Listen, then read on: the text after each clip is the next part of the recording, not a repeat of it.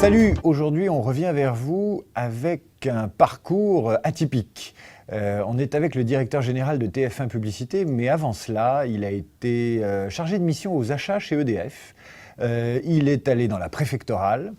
Il a fait beaucoup de politique, puisqu'il a été Sarko-boy. Et donc aujourd'hui, il est directeur général de TF1 Publicité. On est avec Laurent Soli. Bonjour Laurent. Bonjour David.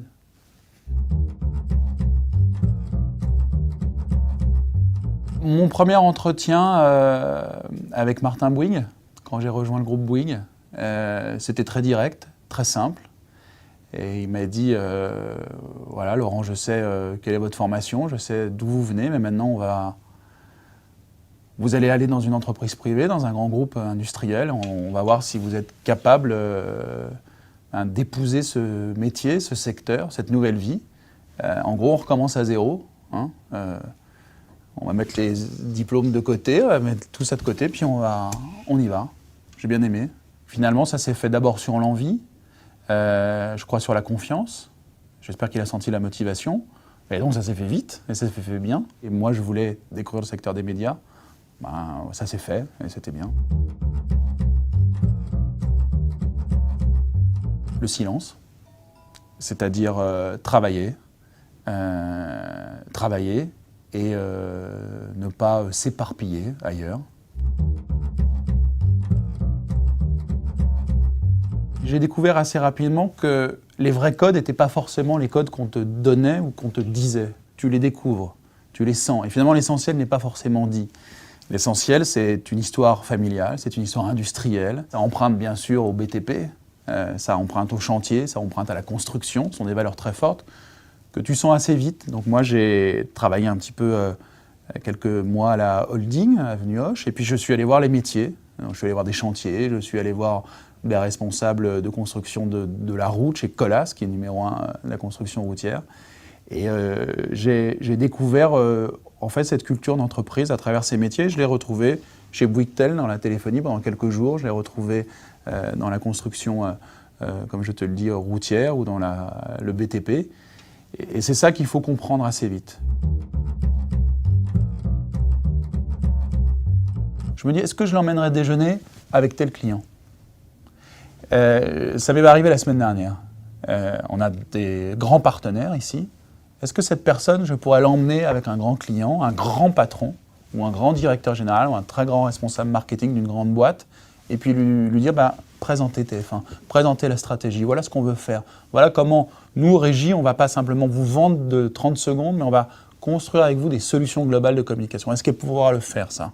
Ça, c'est un bon test tout simple. Est-ce que je l'emmènerai déjeuner ? Est-ce que je la laisserai prendre la parole devant les équipes ? Est-ce qu'elle présentera un budget ? Des choses du quotidien, mais est-ce qu'elle va pouvoir très vite prendre les choses en main et les faire siennes pour qu'on se dise au bout de 3 mois, oh là là, vous êtes là depuis 4 ans, non, ça fait 3 mois.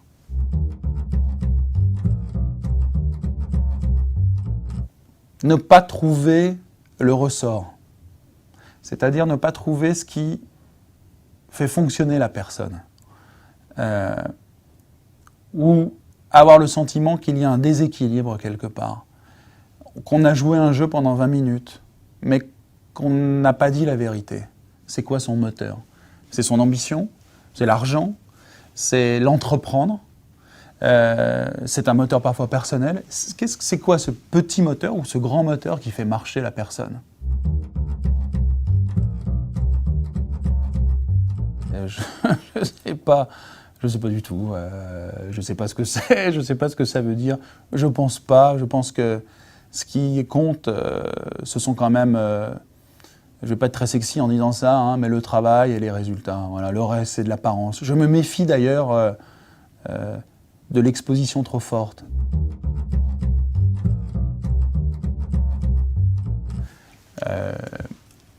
J'aimerais Arthur Sadoun avec 10 ans de moins. Je l'aime beaucoup. Il a beaucoup de talent. J'aime sa façon dont il construit la relation avec son entreprise et ses clients. J'aurais adoré un grand comédien. Voilà, pouvoir monter sur les planches, être un très grand acteur de théâtre. Pour le panache peut-être Cyrano. Pour l'émotion, peut-être un grand rôle romantique dans un grand film américain. Et pour le sport, j'adorais, mais j'en ai pas ni la capacité physique, et surtout pas la capacité physique, être numéro 8 dimanche à 10h sur le terrain en Nouvelle-Zélande, c'est-à-dire vivre une finale de Coupe du Monde de rugby. J'adore le rugby. Et je suis admiratif, impressionné par ce sport, par ces joueurs. Et voilà, je t'ai donné trois rôles. Le premier que je prendrais, c'est être sur le terrain. Mais je pense que j'y resterai 5 secondes.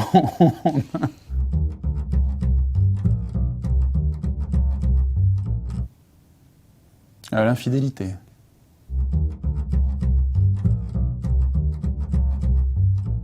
J'essaie de l'acquérir au fur et à mesure des années. Encore plus de patience. Sarko-Boy, t'as l'impression que c'était il y a 3 siècles. 3 siècles, ça fait quoi? Ça fait 2007. 5 ans? T'es parti 4 en ans. 2007, ça fait 4 ans. Ouais, 4 ans. Ouais, 4 ans. Oublié, presque. Enfin, il y a quand même eu la conquête. Ouais.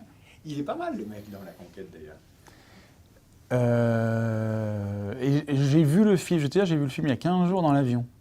Je l'avais pas vu. Comment t'as trouvé? Ça m'a fait plutôt sourire. Et j'ai trouvé que c'était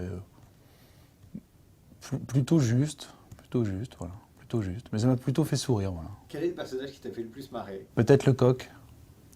Le Chirac. Ouais, parce qu'il y a de la cruauté et puis il y a en même temps pas mal d'humour. Ouais.